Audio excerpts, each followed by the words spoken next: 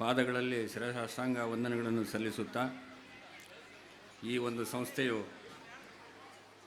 ಅವರ ಒಂದು ಸ್ಥಳದಾನ ಇರದಿದ್ದರೆ ಇವತ್ತಿಗೆ ಈ ಮಟ್ಟಕ್ಕೆ ಬೆಳೀತಿರಲಿಲ್ಲ. ಅವ್ರು ನೆನೆಸ್ಬೇಕಾಗಿತ್ತು ನನ್ನ ಧರ್ಮ.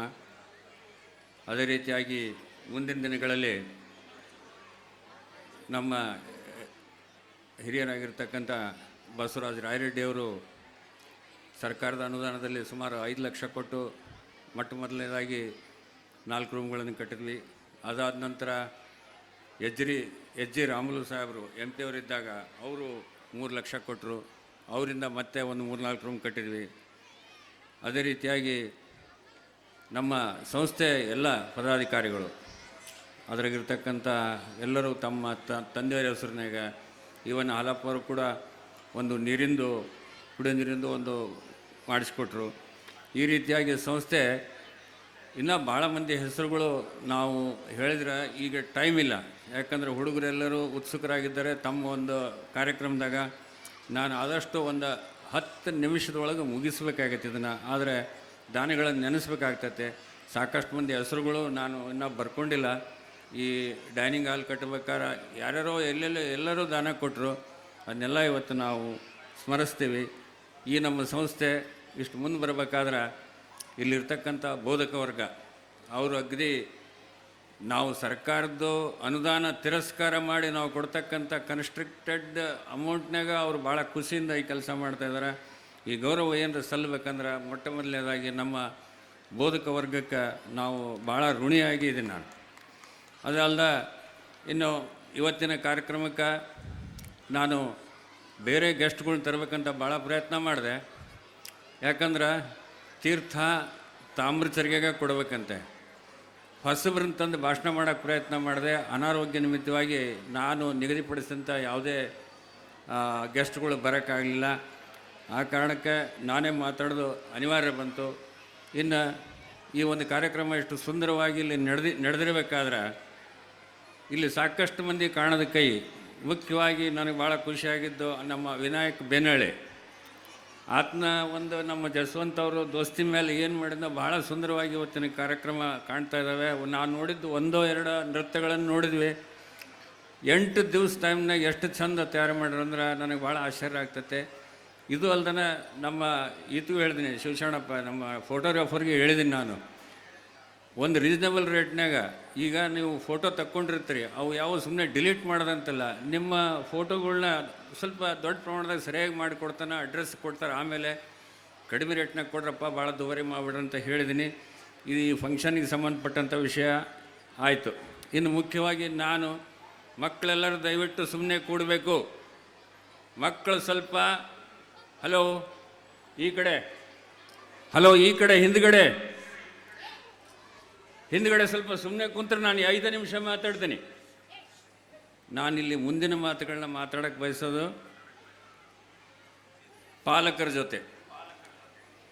ವಿಷಯ ಏನಂತಂದರೆ, ಇವತ್ತು ಒಳ್ಳೆ ಸೌಂಡ್ ಕಡಿಮೆ ಮಾಡಿರಿ, ಎಕೋ ಆಗಬಾರ್ದು. ಇವತ್ತು ಶಿಕ್ಷಣ ಪದ್ಧತಿ ಎಲ್ಲಿಗೆ ಹೊಂಟಿದೆ ಅಂತ ಅನ್ನೋದ್ರ ಬಗ್ಗೆ ತಾವು ಸ್ವಲ್ಪ ಗಮನ ಕೊಡ್ರಿ.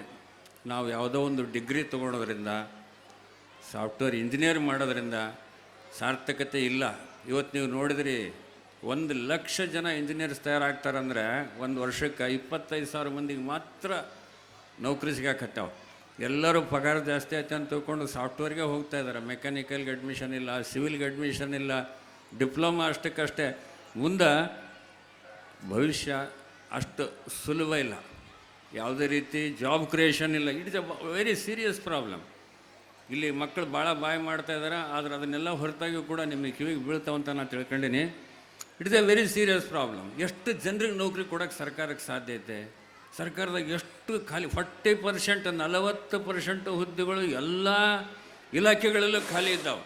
ಎಲ್ಲ ಇಲಾಖೆಗಳು ಖಾಲಿ ಇದ್ದಾವೆ, ಕೊಡೋಕ್ಕಾಗ್ತಾಯಿಲ್ಲ. ಆರ್ಥಿಕ ಪರಿಸ್ಥಿತಿ ಏನಾಗೈತೋ ಗೊತ್ತಿಲ್ಲ. ಎಷ್ಟು ಮಂದಿ ಅನುದಾನಿತ ಶಾಲೆಯಲ್ಲಿ ಮಾಸ್ತರ್ ಜನರು ಇವತ್ತು ನೋಡಿದ್ದೀವಿ, ನಾವು ಸಾಕಷ್ಟು ಕೇಳ್ತೇವೆ, ಶಾಲೆಗಳ ಮುಚ್ತಾ ಇದ್ದಾವೆ ಇವತ್ತು. ಇಂಥ ಪರಿಸ್ಥಿತಿಯಾಗ ನಾವು ಮಕ್ಕಳಿಗೆ ಯಾವ ರೀತಿ ನಾವು ಶಾಲೆ ಕಲಿಸ್ಬೇಕು? ಬರೀ BE ಮಾಡಿದ್ರೆ ಸಾಕು ನಾವು. ಎಷ್ಟೋ ಜನ ಹಾರ್ಟಿಕಲ್ಚರ್ಗೆ ಹೋಗ್ತಾನೆ ಇಲ್ಲ. 30,000 ಸಂಬಳ, MTech ಮಾಡ್ಕೊಂಡ್ರಿಗೆ 15,000 ಸಂಬಳ ಕೊಡ್ತಾರ. ನಾವು ಇಲ್ಲಿ ವಾಚ್ಮನ್ಗೆ 15,000 ಸಂಬಳ ಕೊಡತ್ತೀವಿ.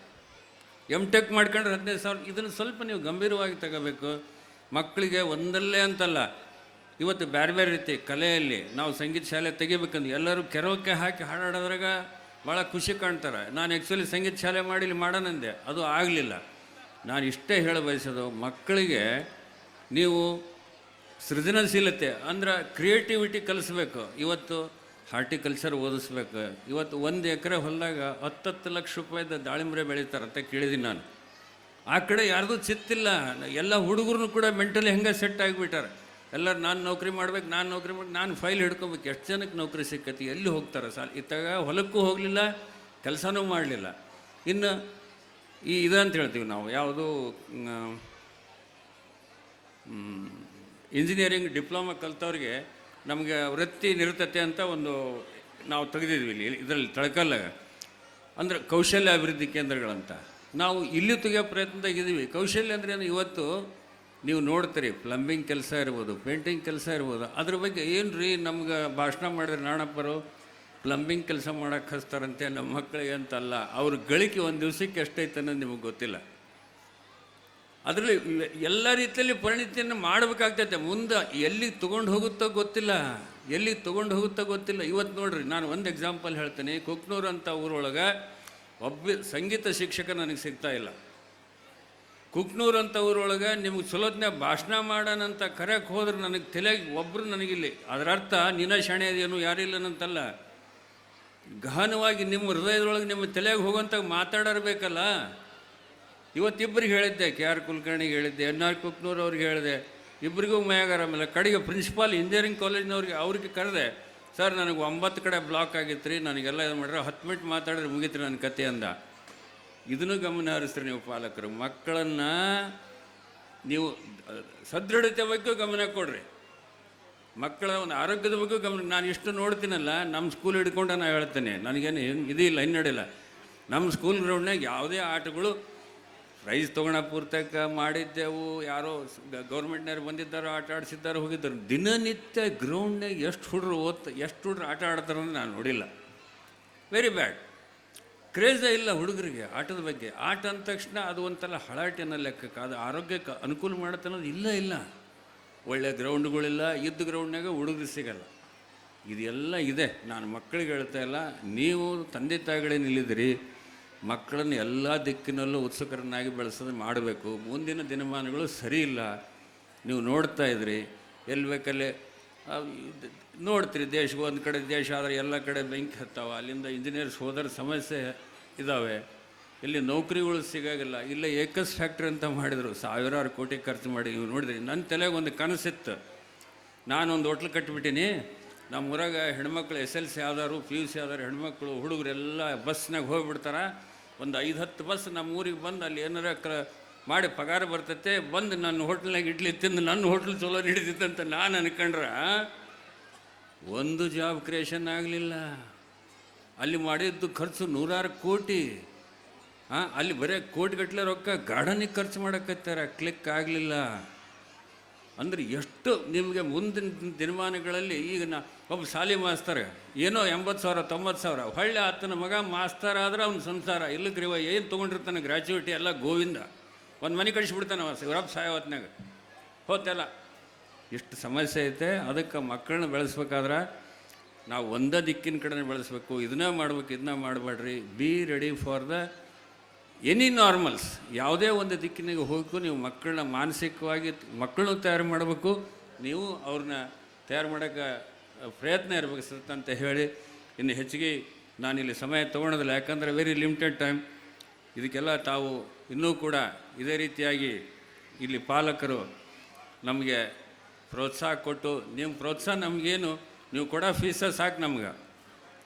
ಅದರಲ್ಲಿಂದ ನಮಗೇನು ಎಲ್ಲ ಐತೆ. ನೀವು ಹೊಡೆಯೋ ಚಪ್ಪಾಳಿ ಕೊಡೋದು ಒಂದಿಷ್ಟು ಫೀಸು, ನೀವು ದಾನ ಕೊಡ್ರಿ, ಧರ್ಮ ಕೊಡ್ರಿ ಅಂತ ಎಷ್ಟೋ ಮಂದಿ ಕೇಳ್ತಾರೆ. ನಿಮ್ಮ ಕೈಗೆ ಇಷ್ಟೆಲ್ಲ ಅಧಿಕಾರ ಐತ್ರಿ, ನೀವು ಅಷ್ಟು ಹಾಕ್ಸಬೋದಿತ್ತು, ಅವ್ರು ಕೊಟ್ಟಾರ ಇಲ್ಲಿ ಕೊಟ್ರು ಅಂತ. ನಮ್ಗೆ ಎದಕ್ಕೆ ಬೇಕಾಗೈತೆ ನಮ್ಗೆ ಎದಕ್ಕೆ ಬೇಕಾಗೈತೆ?